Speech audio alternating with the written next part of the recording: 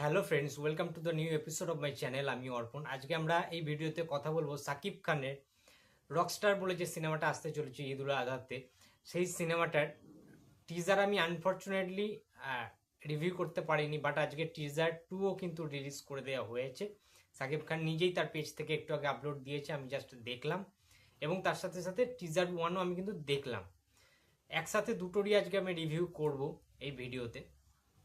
দেখো, first of all আমি একটা কথা অনেস্টলি বলছি যে আমাদের টলিউড ফিল্ম ইন্ডাস্ট্রি, অর্থাৎ ওয়েস্ট বেঙ্গলের যে ইন্ডাস্ট্রি রয়েছে, কলকাতা ফিল্ম ইন্ডাস্ট্রি বলা চলে, সেখান থেকে কিন্তু বাংলাদেশের ঢালিউড ফিল্ম ইন্ডাস্ট্রি অনেক যোজন এগিয়ে গিয়েছে। রকস্টারের টিজার এবং টিজার টুতে এটা প্রমাণ হয় যে মেগাস্টার সাকিব খানকে তো সত্যি অন্যরকম লাগছে, এবং সেখানে তাকে গ্লোবাল স্টার হিসাবে দেখানো হয়েছে। আমি কিন্তু একসাথে মার্জ আপ করেই রিভিউটা করছি। টিজার ওয়ান এবং টিজার টু দুটোকে আমি অ্যাটাচ করি একসাথে, কিন্তু পুরো রিভিউটা করছি, যে আমার ভীষণ ভালো লেগেছে অ্যাকচুয়ালি। হ্যাঁ, একজন গ্লোবাল স্টার, রক স্টার হিসাবে, গ্লোবাল সুপারস্টার হিসাবে প্রেজেন্ট করা হচ্ছে মেগাস্টার সাকিব খানকে অন দ্য মুভি। বাট একটা জিনিস তোমরা দেখবে এই ছবিতে, না মানে টিজারে এবং টিজার ওয়ান এবং টিজার টুতে দুটো কিন্তু আলাদা আলাদা একটা ব্যাপার ঘটেছে। টিজার ওয়ান একরকম ছিল, টিজার টু আরো অন্যরকম। যেমন টিজার টুটা দেখে আমার মনে হলো সাকিব খানের লাইফে না বিভিন্ন মেয়ে, বিভিন্ন নারীর একটা সঙ্গ দোষ, কিংবা বিভিন্ন নারীর সাথে লাভ অ্যাফেয়ারেস হয়। লাভ অ্যাফেয়ারেস বলতে ভালোবাসার একটা ব্যাপার, প্রেম হয়। হ্যাঁ, বিভিন্ন স্টেজে, লাইফের বিভিন্ন পিরিয়ডে, বিভিন্ন রকম ফেজে কিন্তু বিভিন্ন মেয়ে আসে। যেমন ধরো এখানে আমরা দেখতে পেলাম অ্যাকচুয়ালি নাবিলা রয়েছে, আচ্ছা সাবিলা রয়েছে, এবং সুনিধি রয়েছে। সুতরাং বুঝতেই পারছো যে নারীদের কিন্তু আলাদা প্রাধান্য থাকবে এই ছবিটায়। সাকিব খানের লাইফের সাথে সেই সমস্ত নারীগুলো কখন কোন স্টেজে আসে এবং তাদের সাথে গল্পটা কিরকম বাঁক নেয়, সাকিব খানের সাথে সেই সমস্ত নায়িকার আলাদা আলাদা different different story telling, different different chemistry, কিভাবে রোমান্টিসিজমগুলো পর্দায় আসে সেটা দেখার জন্য তো মুখিয়ে আছি। তবে আমরা তো পর্দায় দেখতে পাবো না, আমি তো কলকাতায় থাকি, ইন্ডিয়াতে থাকি। যারা বাংলাদেশে আছে তারা অবশ্যই প্রত্যক্ষ করবে সিনেমা হলে। বাট হ্যাঁ, টোটালি আনএক্সপেক্টেড একটা হয়েছে আর কি টিজার এবং টিজার টুটা। আমার যেটা দেখে মনে হচ্ছে সাকিব খান একটা স্টেজে দেখতে পাচ্ছি প্রচণ্ড নেশা করছে, ড্রাগস নিচ্ছে, সিগারেট ফিগারেট খাচ্ছে, স্মোক করছে। মানে হয় না যে লাইফের একটা রকস্টার, তার একটা খুব ভালো অরা রয়েছে, এরা রয়েছে, একটা সময় ভালো যাচ্ছে, একটা নাম যশ খ্যাতি রয়েছে, তার প্রচুর ফ্যান ফলোয়ার্স রয়েছে সাকিব খানের। এই সিনেমাতে, রকস্টার সিনেমাতে সাকিব খানের নাম হয় আগুন।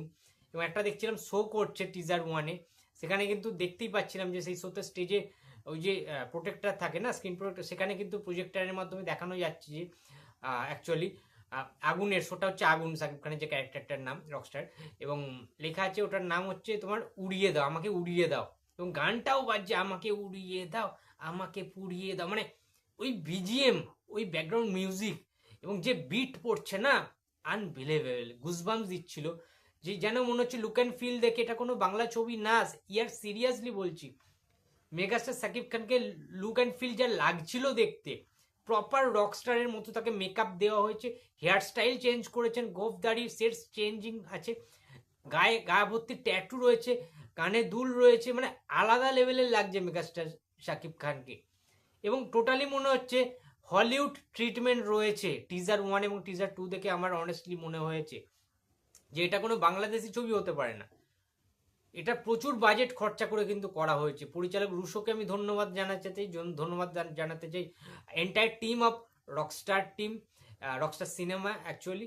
এবং আমার কিন্তু দুর্দান্ত লেগেছে, বিশ্বাস করো। যেভাবে প্রত্যেকটা কস্টিউমে ভালো লাগছে, প্রত্যেকটা মেয়ের সাথে যখন শাকিব খানের সে রোমান্টিক দৃশ্যগুলো, সেগুলোই ভালো লাগছে। যেমন টিজার ওয়ান আমি একটা কথা বলেছিলাম, যে মানে বলিনি অ্যাকচুয়ালি, আমার দেখে যেটা মনে হয়েছে আর কি, অনেক রকম না এত সুন্দর সুন্দর কিছু গান থাকবে এই ছবিতে। যেমন প্রীতি বলে যে গানটা আছে, ওটাও খুব ইমোশনাল টাচ হচ্ছে, আমি লুপে শুনছি অনেকবার ধরে, বেশ ভালো লাগছে। বাট হ্যাঁ, at the same time Shakib Khan নিজেকে ভেঙে নতুন করে নতুন নতুন চরিত্রে যে মেলে ধরছেন, সাহসিকতা দেখাচ্ছেন, তার জন্য বস ধন্যবাদ দিতেই হবে। যে সাকিব খান কিন্তু সেফ গেম খেলছেন না, সাকিব খান বারবার আর নতুনভাবে ফিরে আসার চেষ্টা করছে, দর্শকদেরকে মুগ্ধ করছেন, দর্শকদেরকে দর্শকদের ভালোবাসা পাওয়ার জন্য সাকিব খান নিজেকে একটা অন্য পর্যায়ে পৌঁছে গিয়েছেন। সাকিব খান আজকে 30 থেকে 40 বছর, আমি যদি খুব ভুল না করে থাকি, ঢালিউড ফিল্ম ইন্ডাস্ট্রিতে রাজ করছেন, এবং রকস্টার সিনেমার মতো কোনো সিনেমা সাকিব খান তার কেরিয়ারে করেনি বলেই আমার মনে হয়।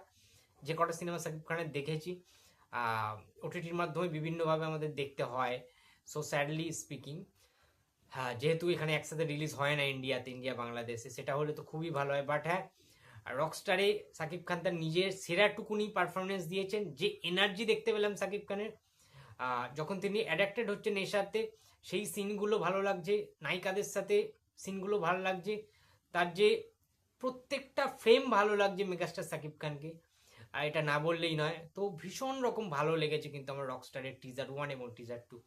তো বন্ধুরা, তোমাদের কেমন লেগেছে অবশ্যই জানিয়ে দিও।